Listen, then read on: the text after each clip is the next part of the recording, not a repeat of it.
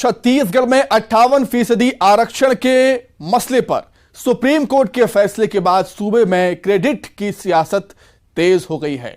एक तरफ जहां सूबे की सरकार इसे अपनी जीत बता रही है, वहीं बीजेपी इसे तत्कालीन बीजेपी सरकार के फैसले पर सुप्रीम कोर्ट की मोहर बता रही है। बात आज इसी पर होगी, लेकिन उससे पहले रिपोर्ट देखें आप।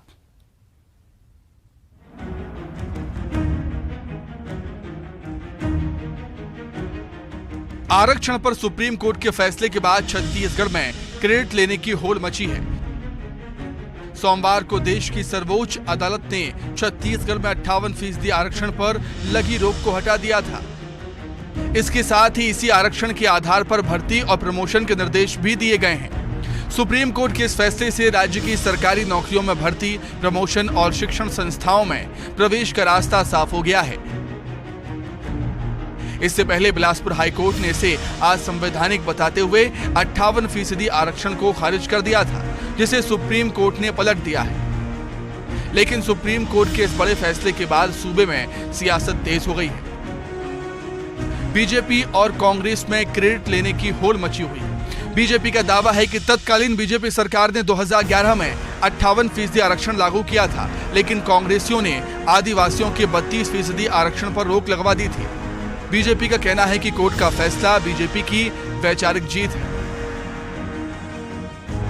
तो आरक्षण पर सुप्रीम कोर्ट के फैसले का हम अभिनंदन करते हैं। इस फैसले से न केवल प्रदेश के तत्कालीन भाजपा सरकार द्वारा जो 2011 में जो 58% के आरक्षण का फैसला को सही जो साबित हुआ है, बल्कि कांग्रेस जिस तरह मामले में दोहरी राजनीति कर रही है, उसका भी पर्दाफाश हुआ है।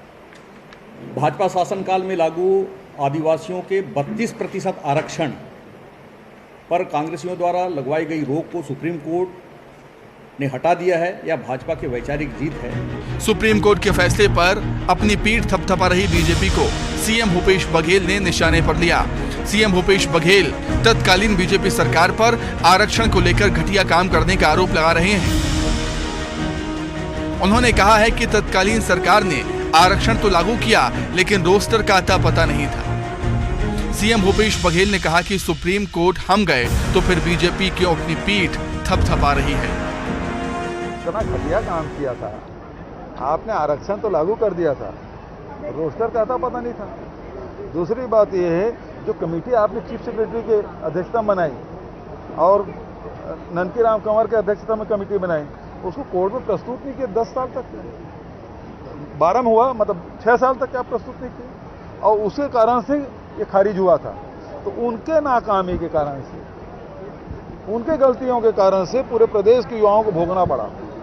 और अब जाके जब सुप्रीम कोर्ट में हमने सही तथ्य रखा और न्यायालय ने उसे स्वीकार करते हुए जो हाई कोर्ट के आदेश को निरस्त करते हुए स्टे दिया है, जो निरस्त किया था उसको स्टे दिया है, तो अब क्यों पीठ थपथपा रहे हैं? सीएम भूपेश बघेल ने कहा कि अगर आरक्षण को लेकर रमन सिंह गंभीर हैं तो विधानसभा से पारित विधेयक को 9वीं अनुसूची में शामिल करवाएं। वहीं बीजेपी का कहना है कि सारे संवैधानिक प्रावधानों पर विचार कर कानून बनाया जाता है, लेकिन कांग्रेस ने बांटो और राज करो की नीति के तहत कानून बनाया। बहरहाल 58% आरक्षण का रास्ता साफ हो चुका है, लेकिन 76% आरक्षण का बिल अभी भी राजभवन में अटका हुआ है, जिसे लेकर लंबे समय से सियासत जारी है। Bureau report, news 18 Raipur. तो आरक्षण का मसला प्रदेश ही नहीं, देश में भी काफी महत्वपूर्ण है, संवेदनशील है, और इसी अहम मुद्दे पर चर्चा करने के लिए 2 खास मेहमान हमारे साथ जुड़े हुए हैं। कांग्रेस की तरफ से कांग्रेस का पक्ष रखेंगे अमित श्रीवास्तव जी। अमित जी, बहुत स्वागत है आपका। और बीजेपी का पक्ष रखने के लिए हमारे साथ जुड़े हुए हैं बीजेपी नेता सुशांत शुक्ला जी। सुशांत जी, आपका भी बहुत स्वागत करता हूं न्यूज़ 18 मध्य प्रदेश छत्तीसगढ़ में। सुप्रीम कोर्ट के फैसले के बाद दोनों ही राजनीतिक दल अपनी अपनी पीठ थपथपा रहे हैं। बीजेपी इसे कह रही है कि ये हमारी वैचारिक जीत है, कांग्रेस का कहना है कि ये हमने संभव करके दिखाया। सुशांत जी, आपसे समझना चाहूंगा मैं कि बीजेपी को क्यों लगता है कि बीजेपी की ये वैचारिक जीत? सुशांत जी।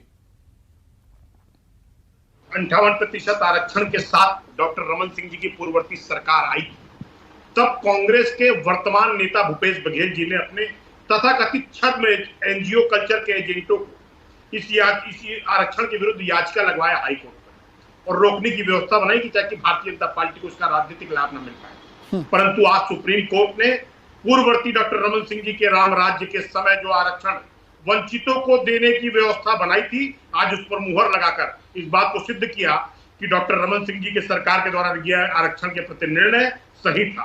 परंतु आज अब देखने को ये मिल रहा है कि वर्तमान में 2018 में जब ये सरकार भूपेश बघेल जी की आई, चूंकि अपने तथाकथित एजेंडों को आज उन्होंने निगम आयोग और शोध पीठों का अध्यक्ष बनाकर राज्य मंत्री के दर्जे से उपकृत कर दिया है, तब इनको देखा कि हमारा राजनीतिक संदेश हमारे खिलाफ जाएगा, तो उन्होंने 76% आरक्षण का एक नया जुमला लागू करवाया विधानसभा में बगैर किसी आधार के, और उन्होंने गेंद फेंकने का प्रयास किया राजभवन की तरफ। परंतु देखने को क्या मिला कि जनता जानती है और समझ गई थी कि 2018 से आज 2022 के अर्धवार्षिक व्यवस्था तक 4.5 वर्षों में यह सरकार एक भी परीक्षागत परिणाम घोषित नहीं कर पाने का ठीकरा ना फूटे, इसलिए पूरा आडंबर रचा था जो आज ओपन हो चुका है। मैं आपसे पूछना चाहता हूं कि जब पूर्ववर्ती व्यवस्था में 58% आरक्षण की व्यवस्था लागू करनी थी सरकार को, आज जो पीठ टपटपा रही है, तो ये क्यों बार बार युवाओं को रोजगार नहीं मिल पा रहा है, आरक्षण के रोस्टर लागू नहीं हो रहे कहके राजभवन के ऊपर आरोप लगाकर तथा कथित तौर पर 76% आरक्षण का जो शिगुफा इन्होंने बगैर क्वांटिफाइबल डाटा आयोग की रिपोर्ट के बगैर सदन में रखकर छत्तीसगढ़ की जनता को दिग्भ्रमित किया। आज छत्तीसगढ़ की युवाओं को क्यों दिग्भ्रमित कर रहे थे? मैं पूछना चाहता हूं आपके चैनल के माध्यम से, मेरे साथी से कांग्रेस के, मैं कांग्रेस के नेता भूपेश बघेल से पूछना चाहता हूं आपके चैनल के माध्यम से कि 4.5 वर्षों तक छत्तीसगढ़ के युवाओं को एक भी परीक्षा परिणाम घोषित नहीं कर दे पाने वाली क्षमता रखने वाली ये सरकार आखिर अपने गिरेबान पे कब झांकेगी? ठीक है, लौटूंगा मैं सुशांत जी आपके पास दोबारा। अमित जी क्या कुछ कहना चाहेंगे आप? सुशांत जी को आप सुन ही रहे थे कि जो 58% की अवधारणा थी वो तो बीजेपी की थी ना, आपने उसको आगे बढ़ाया है। अमित जी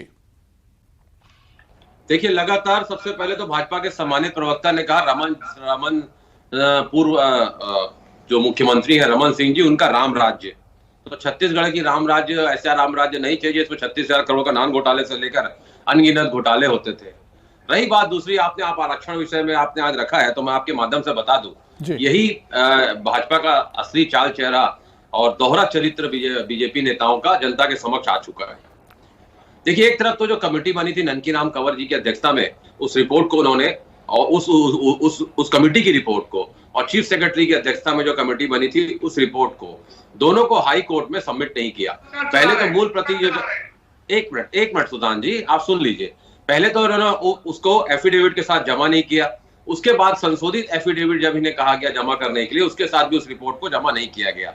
और लगातार आपको मैं बता दूं कि ना तो इनकी नियत थी ना इनकी नीति थी, और इन्होंने जिस प्रकार से उस केस को बिगाड़ा। जी सुशांत जी मैं आपके पास लौटूंगा क्योंकि अब आप दोनों साथ में बोलेंगे, किसी की आवाज समझ में नहीं आएगी कौन क्या बोला है। सुशांत जी मैं दोबारा आपके पास लौटता हूं प्लीज। जी अमित जी कंटिन्यू।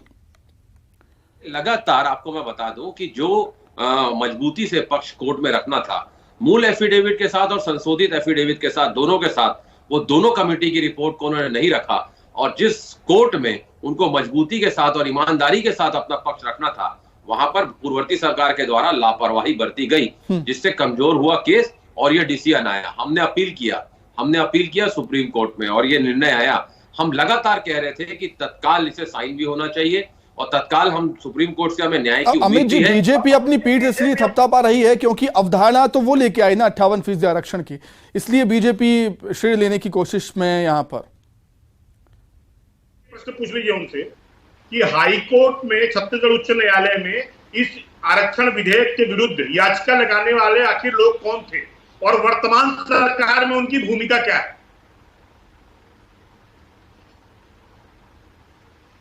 संस्कार बताता है कि जब हम बीजेपी के लोग कहते हैं तो हम बड़े धैर्यपूर्वक सुनते हैं, और मेरे भाजपा के सम्मानित प्रवक्ता, मेरे छोटे भाई, मुझे समझ में नहीं आ रहा है कि इतने धैर्यपूर्वक सुनने वाले व्यक्ति आज इतना आतुर क्यों हो रहे हैं। आप सुन लीजिए ना, आप मैं जो कह रहा हूं उसके बाद आप पक्ष रख लीजिए। अमित जी लौटेंगे, देखिए लगातार सुशांत जी लौटेंगे ना आपके पास प्लीज।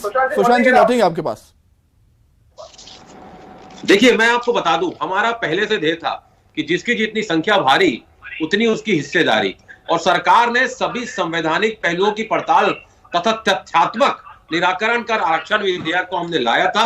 और मैं आपको बता दूं, हम लगातार ये मांग कर रहे थे कि सभी वर्गों को इससे नुकसान हो रहा है। अब माननीय सुप्रीम कोर्ट के आदेश के बाद भर्तियां, प्रमोशन, एडमिशन सारी चीजें तत्काल चालू भी कर दी गई हैं।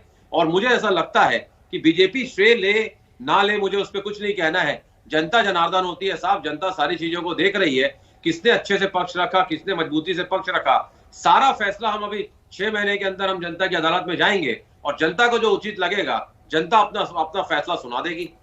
ठीक है सुशांत जी, मैं आपसे जानना चाहता हूं कि 58% आरक्षण की अवधारणा बीजेपी लेकर आई, ये बात ठीक है, लेकिन आरोप आप पर यह लग रहे हैं कि आपने पक्ष मजबूती से कोर्ट के सामने नहीं रखा और पूरी कोशिश आपने नहीं की। सुशांत जी, व्यवस्था पर क्या प्रक्रियागत व्यवस्था गई, इस पर टिप्पणी करने का अधिकार मुझे नहीं, परंतु मेरा एक प्रश्न अपने साथी मेरे बड़े भाई अमित भैया से है कि इस आरक्षण विधेयक के विरुद्ध कांग्रेस के वर्तमान सरकार में भूमिका रखने वाले ऐसे 2-3 लोग कौन थे जो उस आरक्षण के विरुद्ध न्यायालय में गए थे, और आज वो वर्तमान में सिर्फ उसी आरक्षण विधेयक के विरुद्ध न्यायालय में जाने का लाभ प्राप्त करके निगम मंडल और शोध पीठ के अध्यक्ष बनकर लाभ प्राप्त कर रहे हैं। आखिर उनका नाम सार्वजनिक क्यों नहीं करते? ये तो मैं आपके चैनल पर बोलना चाहता हूं, इस आरक्षण विधेयक के विरुद्ध खांडे जी, पद्मा मनहर जी और तथा कथित आरटीआई एक्टिविस्ट कुणाल शुक्ला जी, जिसको कबीर शोध पीठ का अध्यक्ष भूपेश बघेल जी की सरकार ने बनाया है, वह आरोप लगाना चाहता हूं कि तत्कालीन सरकार के विरुद्ध कांग्रेस के वर्तमान नेताओं ने षड्यंत्र रख के छत्तीसगढ़ की जनता को ठगने का काम किया था, जिसको आज सुप्रीम कोर्ट ने पर्दाफाश कर दिया है। और 58% आरक्षण की मांग जो डॉक्टर रमन सिंह जी और भारतीय जनता पार्टी की मनोव्यवस्था के विरुद्ध व्यवस्था दी गई थी, वो आज लागू कर दी गई है। तो छत्तीसगढ़ की जनता को शुभकामनाएं, बधाई। ठीक है अमित जी, क्या कुछ कहना चाहेंगे आप? 58% की अवधारणा बीजेपी की थी, आपके शासनकाल में सुप्रीम कोर्ट ने फैसला सुनाया 58% आरक्षण देने का, लेकिन हम कह सकते हैं कि अवधारणा तो बीजेपी की थी ना। अगर आप 76% आरक्षण देते जनता को तो कुछ बात अलग होती। सर आपको मैं बता दूं कि तत्कालीन भाजपा सरकार ने जानबूझकर सभी वर्गों के विकास एवं आवश्यकताओं की अनदेखी की और सुप्रीम कोर्ट में हमने जो चुनौती दी, मैं आपको बता दूं, सरकार उनके हितों की रक्षा के लिए हमने अंतिम सीढ़ी तक हमने लड़ाई लड़ी, मजबूती से पक्ष रखा और जो केस को उन्होंने बिगाड़ दिया था उसे फिर से कहते हैं ना उसमें जान डालने का काम हमारी सरकार ने किया और आज फैसला सबके सामने है। मैं फिर कहता हूं साहब कि जनता जनार्दन होती है और लोकतंत्र में जनता का फैसला सबको स्वीकार होता है। तो अगर हमने अच्छा किया है तो जनता हमारे साथ रहेगी, अगर ये अच्छा किए तो इनके साथ रहेगी। जनता को बताने की आवश्यकता नहीं है और इन्होंने जो अच्छा अगर किया होते तो जनता इन्हें 15 साल बेमिसाल 14 सीटों में लाके नहीं छोड़ती। आप देखिए जो रिपोर्ट 2012 में आ गई थी, 2018 ठीक है अमित जी, मैं लौटता हूं। सुशांत जी कुछ कहना चाह रहे हैं, सुशांत जी कुछ कहना चाह रहे हैं। जी सुशांत जी, मेरे बड़े भाई अमित भाई एक बात जवाब देने से बच रहे हैं कि तत्कालीन समय में आरक्षण के विरुद्ध जो लोग याचिका लेकर उच्च न्यायालय गए थे वो वर्तमान सरकार में किस भूमिका में है, ये मुझे बताएं इस चैनल पर। आखिर छत्तीसगढ़ की दलित वंचित जनता के विरुद्ध आरक्षण के विरुद्ध हाईकोर्ट जाने वाले लोग वो कौन थे और वर्तमान सरकार में उनकी भूमिका क्या है, ये आप बताएं, स्पष्ट करें। किन पदों को सुशोभित कर रहे हैं वो? क्या उस आरक्षण के विधेयक के विरुद्ध याचिका लगाने का उनको लाभ मिला है, ये मुझे स्पष्ट करें इस चैनल पर। दूसरी बात, ये 76% 76% आरक्षण की बात कर रहे हैं, तो मैं आपके चैनल के माध्यम से अपने साथी बड़े भाई अमित भैया से चुनौती पूर्वक आग्रह करता हूं कि आज क्वांटिफाइबल डाटा आयोग की रिपोर्ट सार्वजनिक करने में भूपेश बघेल जी क्यों डर रहे हैं, ये स्पष्ट करें आज चैनल पर। ठीक है अमित जी आपको बता दूं कि 18 जनवरी 2012 को अधिसूचना जारी हुई थी और जिस प्रकार से मैं आपको बता दूं कि 32, 12 और 14 जो इन्होंने रेशियो फिक्स किया था 58%, मैं आपके माध्यम से बता दूं कि जो 18 याचिकाएं लगी थी जिसमें गुरु घासीदास सहित सतनाम सेवा संघ के और एक और 18 की 18 अगर आप कह रहे हैं, मैं आपको बता दूं कि आप कह रहे थे कि वो जिम्मेदार पदों में बैठे हैं। तो मुझे लगता है कि छत्तीसगढ़ में अगर कोई भी व्यक्ति जनहित याचिका लगा सकता है, सभी को यह अधिकार है, सबको भारत के संविधान ने अधिकार दिया है, कोई भी लगा सकता है। मैं बिल्कुल सुप्रीम कोर्ट के फैसले के बाद दोनों ही दल अपनी पीठ थपथपा रहे हैं, लेकिन एक बात तो साफ है, फैसले से जनता को कहीं ना कहीं फायदा हुआ है। मेरे पास समय की बेहद कमी है अमित जी, बहुत धन्यवाद। सुशांत जी आपका भी बहुत शुक्रिया जुड़ने के लिए, तमाम बातचीत के लिए। तो चर्चा में फिलहाल इतना ही, नमस्कार।